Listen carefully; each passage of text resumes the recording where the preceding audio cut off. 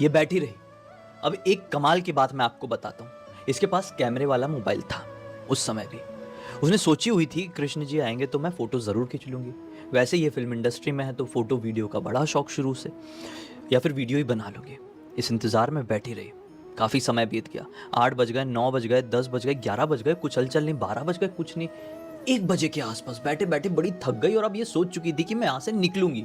ये उठ के निकलने ही वाली थी, प्रॉपर उठ के निकल ही रही थी कि उसकी नज़र एक पेड़ की तरफ पड़ गई। वो पेड़ जिसके पीछे ये छुपी हुई थी, नहीं, दूसरा वाला पेड़।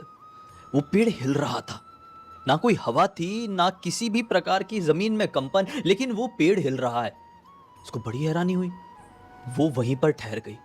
उस पेड़ को ध्यान से देखने लगी। उस पेड़ की तरफ पूरा उसका ध्यान है कि उसने ये पाई कि उसके पीछे घुंघरुओं की आवाज़ सुनाई दे रही है, जैसे घुंघरू पहन के कोई नाच रहा है या इधर-उधर दौड़ रहा है।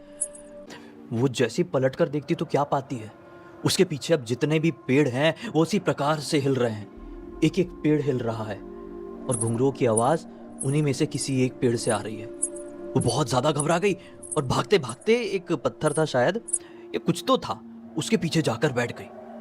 उसने अब ध्यान से एक एक पेड़ को नोटिस करना शुरू कर दिया। उसने ये पाई कि धीरे धीरे धीरे धीरे करके वो पेड़ हिलते हिलते एक दूसरे के पास आ रहे हैं। फिर अचानक से एक झम से कुछ तो भी आवाज आई, जैसे कि किसी नगाड़े की आवाज आती है। नगाड़ा जैसे किसी ने झम करके ऐसा मारा। वो उस आवाज की तरफ देखी तो क्या पाई कि एक बड़ा सा पेड़, उन पेड़ों में शायद सबसे बड़ा पेड़ था, वो धीरे धीरे करके अपनी आकृति बदल रहा है। वो पेड़ का कद छोटा हो रहा है।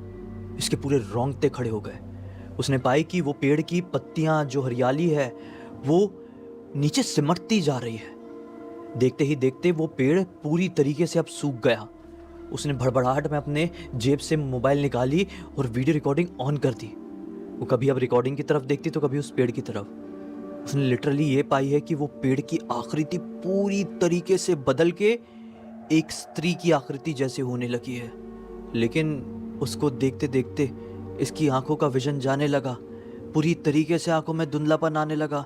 वो सो गई, लिटरली देखते देखते सो गई, जबकि किसी भी प्रकार की कोई नींद नहीं थी। ऐसे माहौल में किसको नींद आएगी, लेकिन वो सो गई।